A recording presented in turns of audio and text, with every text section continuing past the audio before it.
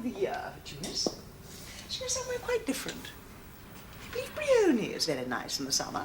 Will you be serious for one moment? I told you, it's no use. If it'll make things easier for you, I won't divorce you. Victor.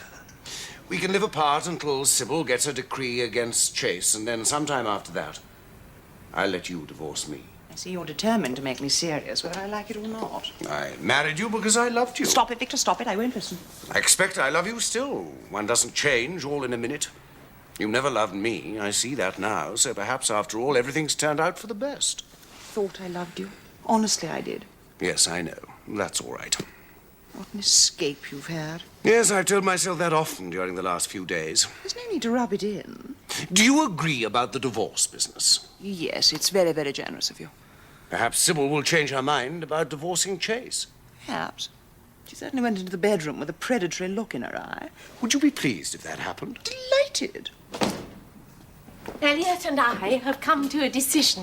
How very nice. What is it? Don't be silly, Victor. Look at their faces. Feminine intuition, very difficult. Feminine determination, very praiseworthy. I'm not going to divorce Elliot for a year. I congratulate you. Sybil has behaved like an angel. Well, it was certainly her big moment. Ah, il faut le mettre sur la table. Ah oui, monsieur.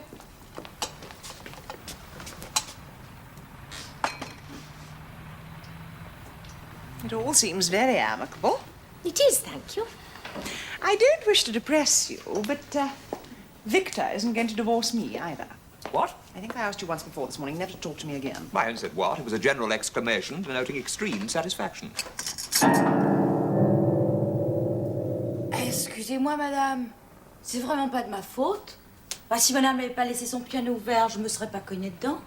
Je vous demande pardon, monsieur, c'est vraiment pas de ma faute. Hein. Bah, et puis, vous vous mettez haut à table, vous buvez votre café, vous me fichez la paix, hein. Oh, do sit down, won't you? No, I'm afraid I must be going now. I'm catching the Golden Arrow. It leaves at 12. We'll have time for a little coffee, surely. No, I really must go now. I haven't seen you again for so long. Oh, living apart. How wise. Please, Sybil, do stay. Oh, very well. Just for a little. Sit down, Victor, darling.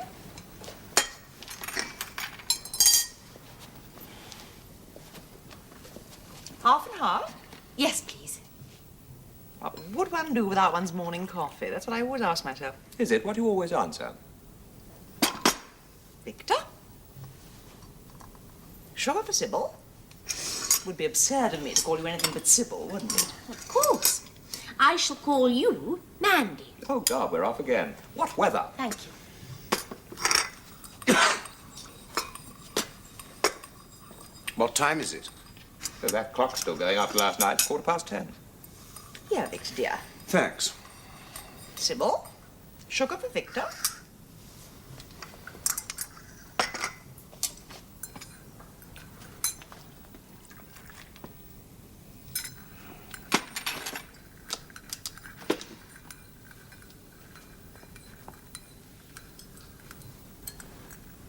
I should like some coffee, please.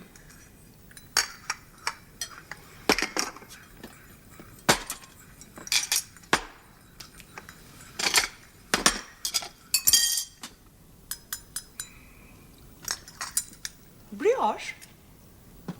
What? Would you like a brioche? No, thank you. I would. And some butter and some jam. Have you ever been to Brioni? No, it's in the Adriatic, isn't it? The Baltic, I think. I made sure it was in the Adriatic. I had an aunt who went there once. I once had an aunt who went to Tasmania.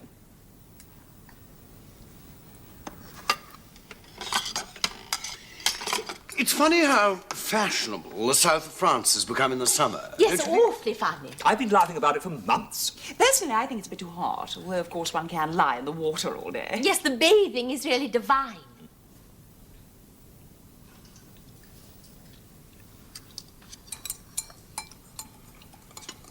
A friend of mine has a house right on the edge of Cap Ferrat. Really? Yes, right on the edge. That must be marvelous. Yes, he seems to like it very much. You must tell us about some more of your friends.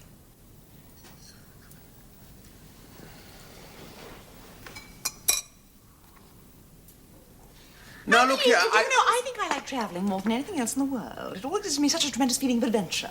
First of all, the excitement of packing and getting one's passport visas and everything, and then the thrill of actually starting and trundling along trains and ships, and then the most thrilling thing of all, arriving at strange places and meeting strange people and eating strange foods. Making strange noises afterwards.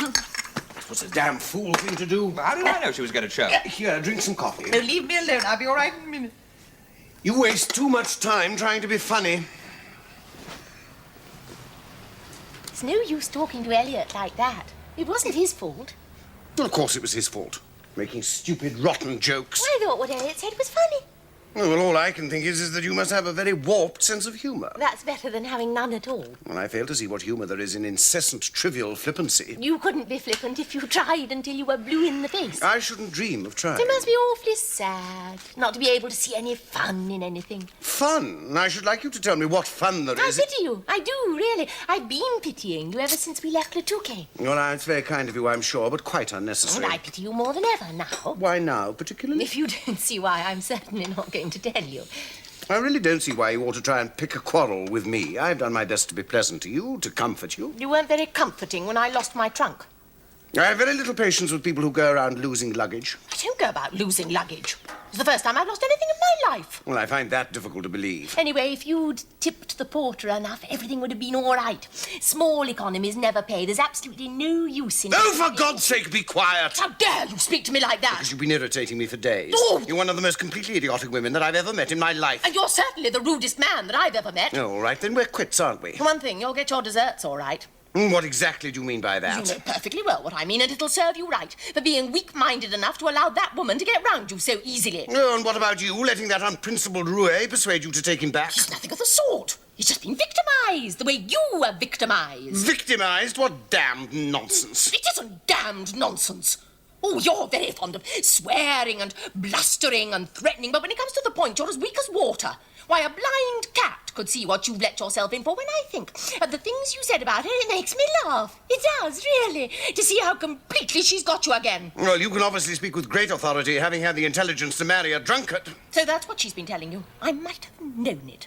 I suppose she omitted to tell you that she drank 14 glasses of brandy last night straight off, and that the reason their first marriage was broken up was because she came home at all hours of the night screaming and hiccuping. If he told you that, he's a filthy liar. He isn't, he isn't! And if you believe it, you're a silly, scatterbrained little fool. How dare you speak to me like that?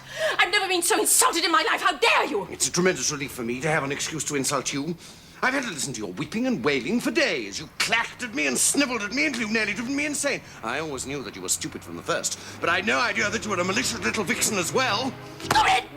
Stop it, you insufferable, great brute!